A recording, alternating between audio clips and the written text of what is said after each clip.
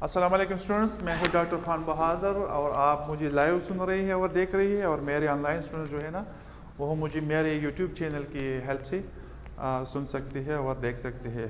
मेरे चैनल का नाम है स्टैटिस्टिक्स बाय खान। सही है?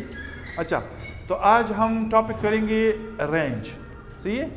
Range is a measure of dispersion. सही है? तो चलो स्टार्ट कर देते हैं।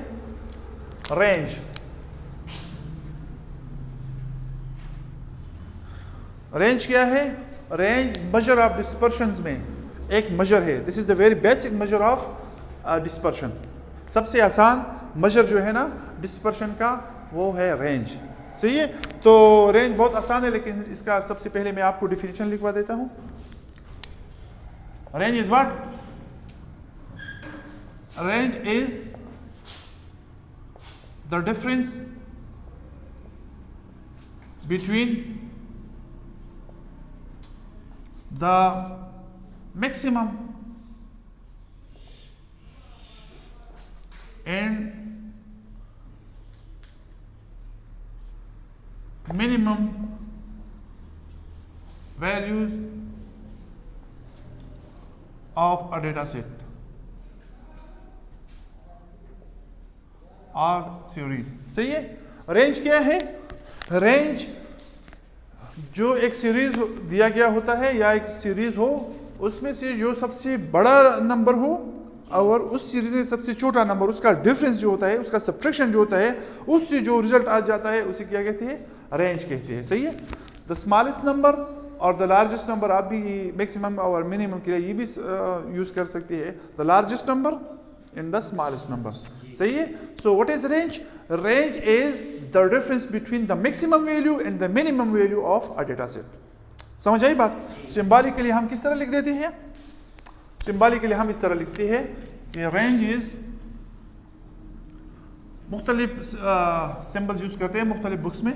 तो अगर आप लिख देते हैं x, ये होगा L, this is largest, and x m, sorry s smallest, x m and x S। सही है? So what is XL? XL is the maximum or the largest value in the data set. What is XL? XS is the smallest data point in a data set or the minimum data point in a data set। सही है? तो आप maximum और minimum वाला भी use कर सकते हैं कि X max minus x min, x maximum minus x minimum। So this is the definition of the range, and this is the formula by which we can determine range। सही है? बहुत आसान है, बस यही। ठीक है? अभी मैं आपको एक सादा सा एग्जांपल कर देता हूं तो समझ आ जाएगा आपको। अच्छा, ये है आपकी बुक में एक एग्जाम्पल है, तो इसकी ऑब्जर्वेशन में लिख देता हूँ। फर्स्ट ऑब्जर्वेशन है, डेटा सेट को मैं डिनोट कर देता हूँ x से। So the first observation is 84, 73, 55, 15 है, 55 के बाद 15 है, हाँ 15, 85, 41, 20, 24, 36, 35, बस 40 and 53।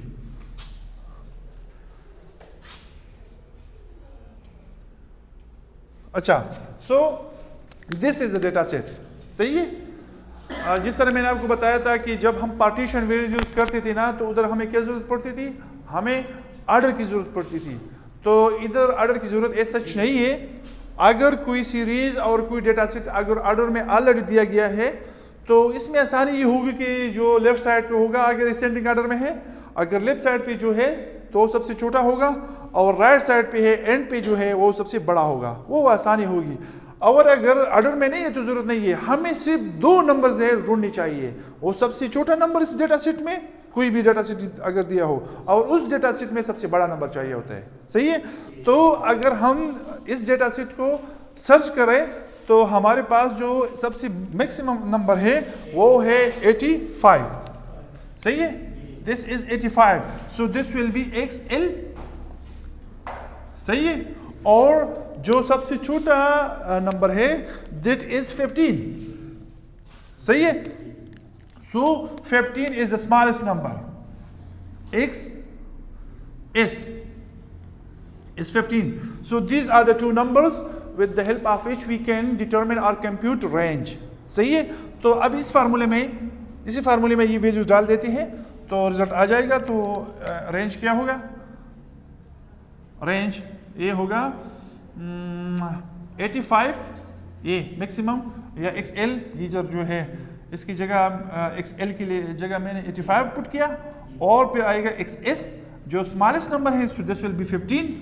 तो अगर इससे क्या आंसर आ जाएगा? हाँ, रेंज विल बी 70।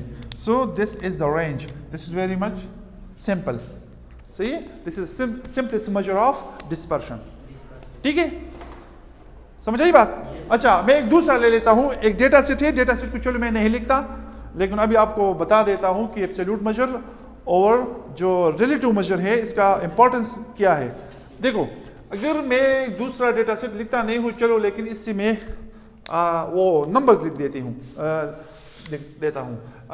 ये होगा XL, let's say XL is 1090, सही है। एक डेटा सेट है, सही है, उसमें सबसे मैक्सिमम नंबर जो आया है वो है 1090, और जो मिनिमम आया है XS जो है, let's say that is 120, 1020 mean 1020, सही है। तो अगर हम इसी का कर देते हैं ना, अगर हम इसी का रेंज फाइंड करते हैं ना, तो क्या बनेगा? Range, this will 1090 minus 1020. So eventually what we will get the answer of this is 70 again. समझ आई बात? हाँ, तो both of them, the first one and this second one, both of them are the absolute measures of range, सही है। अब dispersion, sorry, both of them are now the absolute measures, सही है, सही है। हमने रिलेट नहीं किए, तो अगर आपको अभी कोई बंदा पूछे कि अच्छा यार डिस्पर्शन इस डेटा सेट में भी 70 है और इस डेटा सेट में 70 है, तो किस में डिस्पर्शन कम है? तो आप कौन सी में कम है? इस वक्त शायद आप नहीं बता सकेंगे, क्योंकि 70 उधर भी है और 70 इधर भी है, सही है। सो इसलिए हमें जरूरत पड़ती है रिलेटिव मेजर्स की, सही है। So this was what? This was range and this was the absolute major. ये भी एब्सोल्यूट मेजर था,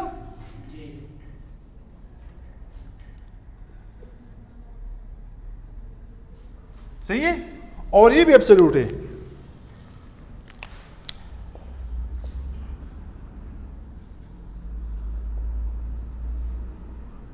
ठीक है, तो अगर हम कंपेयर करते हैं ना, तो दोनों का क्या आंसर आता है?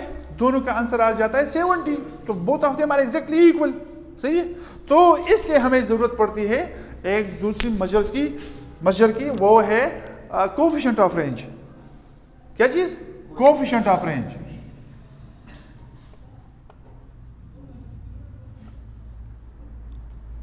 कोएफिशिएंट ऑफ रेंज क्या होता है? यही होता है XL minus XS divided by XL plus XS, सही है, समझ आ गई? हाँ, ये बस आइंदा के लिए ये भी याद रखो, जब भी स्टैटिस्टिक्स में किसी मेजर्स के नेम में कोएफिशिएंट लफ्ज आता हो, प्लीज ट्राई टू अंडरस्टैंड, किसी भी मेजर्स की नेम में अगर कोएफिशिएंट लफ्ज आता हो तो समझो कि ये रिलेटिव मेजर है। कौन सा है? रिलेटिव मेजर है, सही है। तो चलो, कोएफिशिएंट रेंज अभी किया जाएगा, इस डेटा सेट का किया जाएगा, इस डेटा सेट का, प्लीज इसको देख लो। फर्स्ट का किया जाएगा कोएफिशिएंट ऑफ रेंज, मैं इसको आसानी से ये इस तरह लिख देता हूँ, COR मैंने लिख दिया। तो ये क्या आ जाएगा फर्स्ट का, ये आ जाएगा 85 माइनस 15 डिवाइड बाई 85 प्लस 15, सो ये आ जाएगा 70 और this will give us 100, so this is you can say 0.70 और 70%। सही है, this is COR 1 let's say for your understanding. सही है, और अभी दूसरे का मैं कर देता हूँ, C coefficient of range of second data set, so this will be what? This will be 1090 minus 1020 divided by 1090 plus 1020. So this will be 70 and this will be what? This will be like this. If we add 1090 and 1020, so I think I will get what? 2110.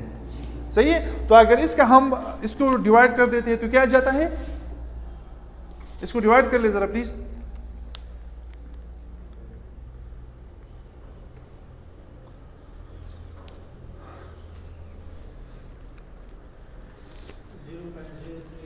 हाँ 0.033। So look at, अगर पहले हम देखते थे तो दोनों का range same आता था, लेकिन जब हम रिलेटिव में गए, अच्छा कि ये 70 तो है लेकिन ऑब्जर्वेशन का कौन सा लेवल है, मतलब कौन से रेंज में ऑब्जर्वेशन आए हैं, अभी ये कोई इसका क्या मतलब है, इसका मतलब ये है ना कि 15 से लेकर 85 के बीच ऑब्जर्वेशन आई है ना, सादा बात है ना, ये 85 सबसे बड़ा है और 15 सबसे छोटा है, मीन के बाकी ऑब्जर्वेशन इसके बीच है ना, इसके दरमियान है ना।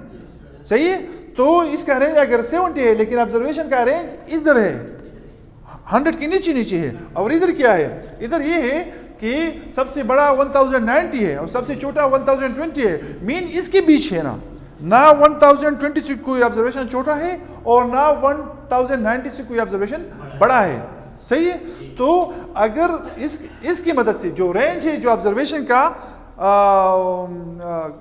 क्वांटिफिकेशन या क्वांटिटी, कौन कौन सी ऑब्जर्वेशन है किस लेवल में है, तो उस एतबार से अगर हम देख ले तो फर्स्ट में डिस्पर्शन ज्यादा है, फर्स्ट डेटा सेट में डिस्पर्शन ज्यादा है और दूसरे डेटा सेट में डिस्पर्शन कम है। तो पहली जो रेंज थी, जो एब्सोल्यूट मेजर थी, सही है, वो जरा मिसलीडिंग थी, हमें उस वक्त पता नहीं चलता था, वो 70 भी था, ये भी 70 है। सही है, लेकिन जब हम कोफिशिएंट ऑफ रेंज पे आ गई, सही है, रिलेटिव मेजर पे आ गई, तो हमें पता चल गया कि फर्स्ट डेटा सेट में डिस्पर्शन ज्यादा है कंपैरेटिवली और सेकंड में डिस्पर्शन कम है। So this is the advantage of relative major कि हमें पता चल जाता है, रिलेट कर सकते हैं। सही है, तो this is the formula of coefficient of range कि जो रेंज है वही फार्मूला डिवाइड बाई इनका एडिशन। सही है, मैक्सिमम और मिनिमम का ऊपर सब्ट्रैक्शन है और मैक्सिमम और मिनिमम का नीचे एडिशन है।